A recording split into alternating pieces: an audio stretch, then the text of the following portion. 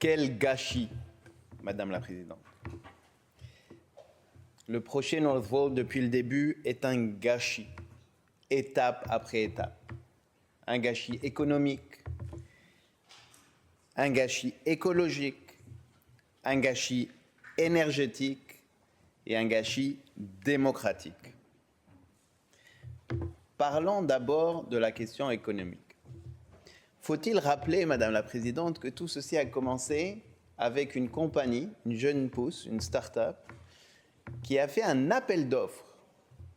Imaginez le front, Madame la Présidente, un appel d'offres pour dire aux États, mettez-vous à genoux et dites-moi ce que vous êtes prêts à m'offrir, moi, la jeune pousse, qui n'a même pas une compagnie qui marche à plein, une usine qui marche à plein régime. Dites-moi ce que vous êtes capable de me donner et je vais voir si je vais daigner venir m'installer chez vous.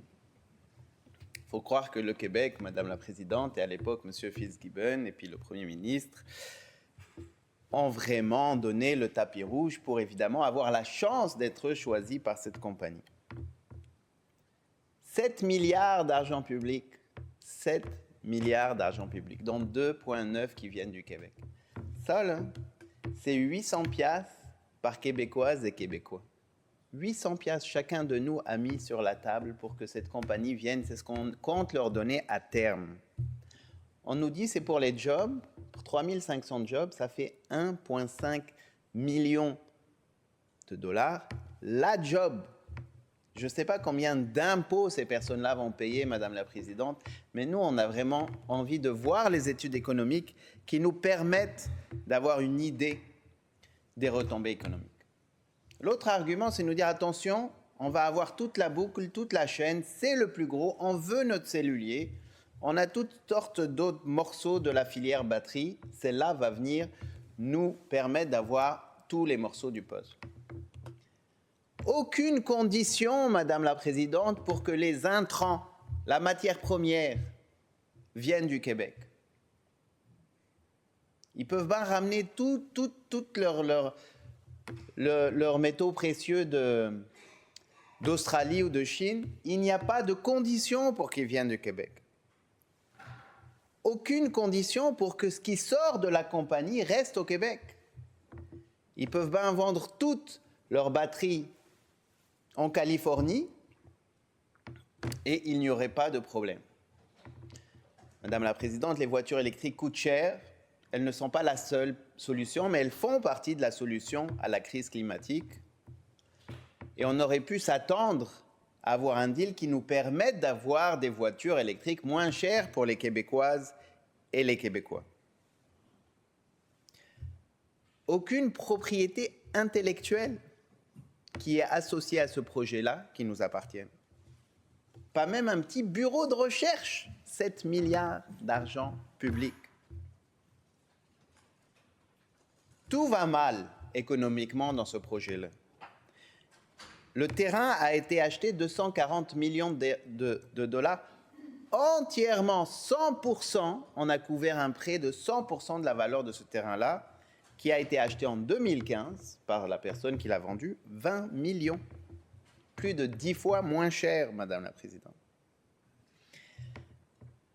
Et la réalité, on la connaît. Ça reste une jeune pousse qui a essayé de grossir vraiment trop vite. Des contrats de plusieurs milliards, juste celui de BMW, de plusieurs milliards que Northvolt a perdu. 1600 emplois perdus en une journée. 20% des travailleuses et travailleurs de cette compagnie. Des usines qui ont fermé, qui ont été abandonnées un peu partout en Europe par cette compagnie. Et toujours, aucune étude économique publique de ce gouvernement. Ils voudraient qu'on leur fasse confiance sur parole, tout va bien, Madame la Présidente. Donc un gâchis économique, mais un gâchis écologique aussi. Nous avons entendu la ministre à plusieurs reprises nous dire « mais attention, ça va aider à décarboner le Québec ». Pourtant, je pensais qu'on avait fait le tour de cette question-là, Madame la Présidente. nous avions fait nous-mêmes une demande d'accès à l'information pour avoir du ministère de l'économie, de l'innovation et de l'énergie un document, un courriel, un PDF, un PowerPoint, quelque chose qui fait un lien entre toute la filière batterie et les baisses de gaz à effet de serre au Québec. Figurez-vous, Madame la Présidente, que c'est le seul document que nous avons reçu qui n'était pas caviardé. Pas une phrase n'a été caviardée, et pour cause, parce que la réponse tenait en une ligne. Il n'y a dans notre ministère aucun document, aucun courriel qui fait le moindre lien entre des baisses de gaz à effet de serre au Québec et la filière batterie. Une catastrophe écologique aussi parce que ces compagnies-là sont maîtres chez nous dans la politique de ce gouvernement.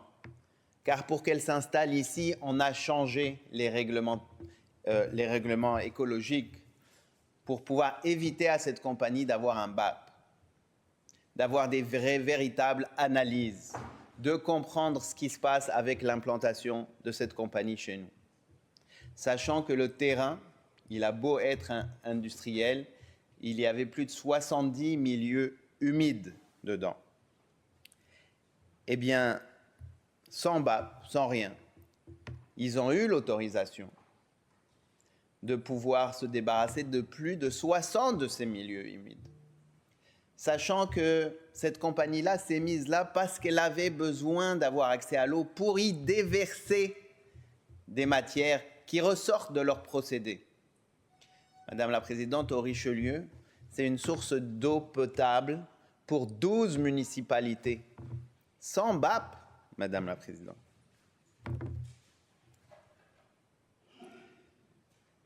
Un gâchis énergétique aussi. Parce qu'évidemment, un bloc d'électricité aussi énorme, sans aucune garantie, sans aucun balise économique qui nous permette de s'assurer qu'il y a des retombées économiques, un bloc énergétique qui correspond à plus d'un barrage, d'un des 4 barrages du complexe de la Romaine, qui, faut-il le rappeler, a mis 11 ans à être construit. Mais en plus, un des plus gros problèmes qu'on a au Québec, Madame la Présidente, c'est la gestion de la pointe. La gestion de la pointe étant ces moments où on a besoin d'encore plus d'électricité qu'on est capable d'en fournir. Et le gros problème, c'est de dire aux différents consommateurs, de dire essayez de vous effacer pendant la pointe, c'est important, ça va nous permettre de ne pas acheter notre électricité beaucoup, beaucoup plus cher, 10 fois plus cher que ce qu'on est capable de la fournir. On n'a même pas demandé à cette compagnie qui fait des batteries d'utiliser les batteries pour pouvoir redonner de l'électricité au réseau ou au moins s'effacer du réseau au moment où nous avons ces dites pointes. Parlez-moi d'innovation.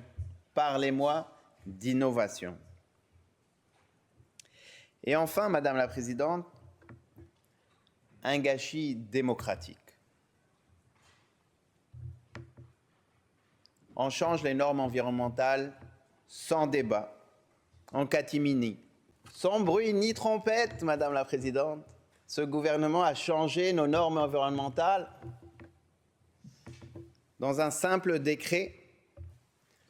La compagnie avait besoin d'un BAB si elle consommait plus de 30 mégawatts. 30 mégawatts, pardon. Eh bien, en levant la limite du 30 mégawatts. La compagnie avait besoin d'un BAB si elle produisait plus de 50 000 tonnes. Elle en produit 56 000, pardon. Ben, montons la limite à 60 000. Des rencontres entre le PDG de Northvolt et des ministres dans des restaurants chics de Montréal qui n'apparaissent pas à leur agenda. Des rencontres qui n'apparaissent pas à leur agenda.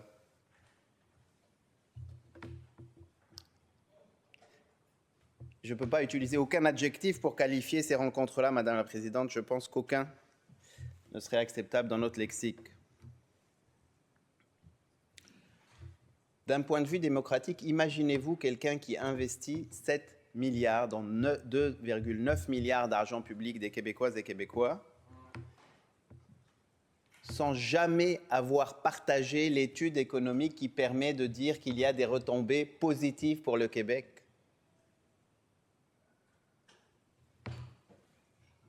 Imaginez le problème,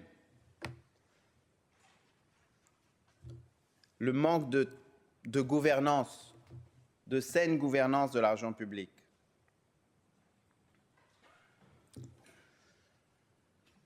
Quel gâchis, Madame la Présidente.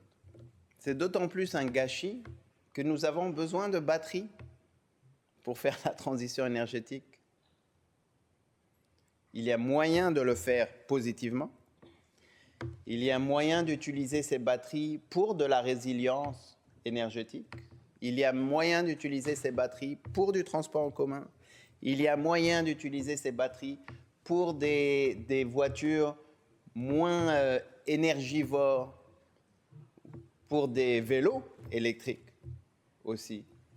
Il y a moyen d'utiliser ces batteries au Québec.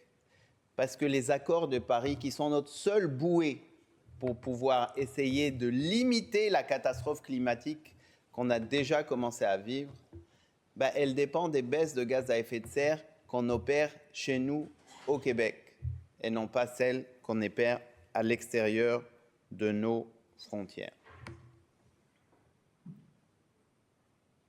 Fait que pour conclure, Madame la Présidente, la vision qui a entouré tout ce projet-là est une vision d'un siècle passé. Une vision qui ne prend pas en compte l'impératif de la crise climatique, l'urgence de la crise climatique. Une vision qui vraiment passée date, où on cherche comme ça des multinationales étrangères, et dans ce cas-ci encore pire, des multinationales terriblement risquées, avec l'idée que ça suffirait à faire de l'essor économique, sans jamais avoir le contrôle sur cette économie-là. Alors qu'en 2024, la question d'avoir du contrôle sur notre économie, pour pouvoir assurer des revenus,